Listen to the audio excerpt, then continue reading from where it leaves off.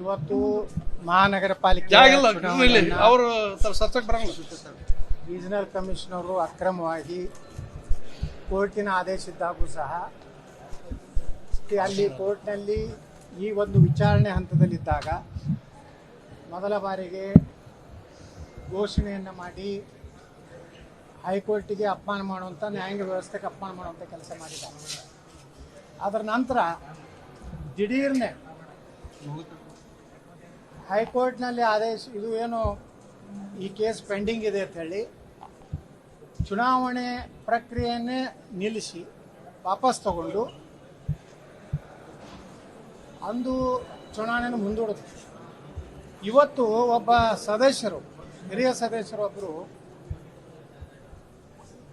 ಆಕಸ್ಮಿಕವಾಗಿ ಅವರ ನಿಧನ ಆಗಿದ್ದರಿಂದ ಈ ಚುನಾವಣೆ ನಡೆಸಬಾರ್ದಂತೇಳಿ ನಮ್ಮ ಎಲ್ಲ ಭಾರತೀಯ ಜನತಾ ಪಾರ್ಟಿಯ ಮಹಾನಗರ ಪಾಲಿಕೆ ಸದಸ್ಯರು, ವಿಜಯಪುರ ನಗರ BJP ಅಧ್ಯಕ್ಷರು ಹಾಗೂ ಭಾರತೀಯ ಜನತಾ ಪಾರ್ಟಿ ಜಿಲ್ಲಾ ಅಧ್ಯಕ್ಷರು DC ಅವರಿಗೆ, ನಮ್ಮ ರೀಜನಲ್ ಕಮಿಷನರ್ ಅವರಿಗೆ ಎಲ್ಲ ರೀತಿಯಿಂದ ಅರ್ಜಿ ಕೊಟ್ಟು ಈ ಚುನಾವಣೆ ಮುಂದೂಡಬೇಕು.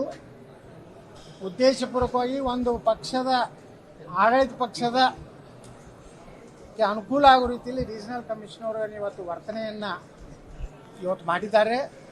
ನಾವೇನು ನಮ್ಮ ಸದಸ್ಯರು ಎತ್ತಿದಂಥ ಅವರ ಕ್ರಿಯಾಲೋಪಗಳಿಗೆ ಯಾವುದೇ ಸಮರ್ಥವಾಗಿ ಉತ್ತರ ಕೊಡದೆ ಹೈಕೋರ್ಟ್ನಲ್ಲಿ ಯಾವುದೇ ರೀತಿ ಅಂಥದ್ದು ಇರಲಿಲ್ಲ ಅಂತೇಳಿ ಮತ್ತೊಮ್ಮೆ ಮಹಾನಗರ ಪಾಲಿಕೆಯ ಈ ಒಂದು ಚುನಾವಣೆಯಲ್ಲಿ ಅಪಮಾನ ಮಾಡುವಂಥ ಕೆಲಸ ಮಾಡಿದ್ದಾರೆ.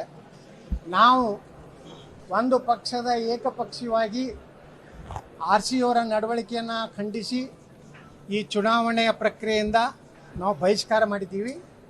ಕಾರಣ ಇವತ್ತಿನ ಮಹಾನಗರ ಪಾಲಿಕೆ ಮಹಾಪೌರ ಮತ್ತು ಉಪ ಮಹಾಪೌರ ಚುನಾವಣೆ ಸಕ್ರಮವಾಗಿಲ್ಲ, ಕಾನೂನು ರೀತಿಯಾಗಿಲ್ಲ. ಕೋರ್ಟಿನ ಆದೇಶ ಈಗಾಗಲೇ ಮತ್ತೆ ಹೈಕೋರ್ಟ್ನಲ್ಲಿ ಮತ್ತೆ ಕಾರ್ಪೊರೇಷನ್ಗೆ ನೋಟಿಸ್ ಜಾರಿಯಾಗಿದೆ.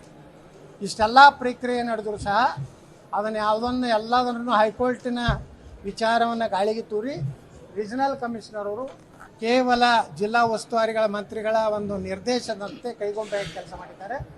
ಈ ಒಂದು ಹಿನ್ನೆಲೆಯಲ್ಲಿ ನಾವು ಈ ಚುನಾವಣೆಯಲ್ಲಿ ಬಹಿಷ್ಕಾರ ಮಾಡಿ ಇಡೀ BJPಯ ನಾವೇನು 18 ಸದಸ್ಯರಿದ್ದೀವಿ, ಬಹುಶಃ ನಮ್ಮ ಭಾರತೀಯ ಜನತಾ ಪಾರ್ಟಿ ನಮ್ಮ ಮಹಾನಗರ ಪಾಲಿಕೆ ಇತಿಹಾಸದಲ್ಲಿ ಇಷ್ಟು ಒಕ್ಕಟ್ಟಾಗಿ, ಮೊದಲೆಲ್ಲ ಏನಾಗ್ತಿತ್ತು, BJP ಅವ್ರು 4-5 ಮಂದಿ ಆ ಕಡೆ ಈ ಕಡೆ ಏನೋ ಮಾಡಿ ಗೊಂದಲ ಸೃಷ್ಟಿ ಆಗ್ತಿತ್ತು. ಆದರೆ ಈ ಸಲ ನಮ್ಮ ಎಲ್ಲ 16 ಸದಸ್ಯರು, ಲೋಕಸಭಾ ಸದಸ್ಯರು ಮತ್ತು ನಾನು ಒಕ್ಕಟ್ಟಾಗಿ ಈ ಒಂದು ಪ್ರಕ್ರಿಯೆಯಲ್ಲಿ ಭಾಗವಹಿಸಿ ಭಾರತೀಯ ಜನತಾ ಪಾರ್ಟಿ ವಿಜಯಪುರ ನಗರದಲ್ಲಿ ಒಂದು ರೀತಿ ಭದ್ರವಾಗಿ ಒಂದು ಬಂಡೆಗಾಲಿನಂತೆ ನಾವು ಇವತ್ತು ಮೊದಲ ಶಕ್ತಿ ಪ್ರದರ್ಶನವನ್ನು ಮಾಡಿದ್ದೀವಿ.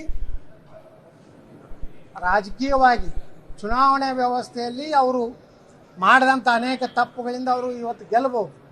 ಆದರೆ ಇದನ್ನು ನಾವು ಕೋರ್ಟ್ನಲ್ಲಿ ಸಹ ಚಾಲೆಂಜ್ ಮಾಡಿದ್ದೀವಿ. ನಿಶ್ಚಿತವಾಗಿಯೂ ನಾವು ನ್ಯಾಯಾಲಯದಲ್ಲಿ ಅವರ ರೀಜನಲ್ ಕಮಿಷನರ್ ನಡವಳಿಕೆಯನ್ನು ನಾವು ಒಂದು ಪ್ರಸ್ತಾಪ ಮಾಡ್ತೀವಿ.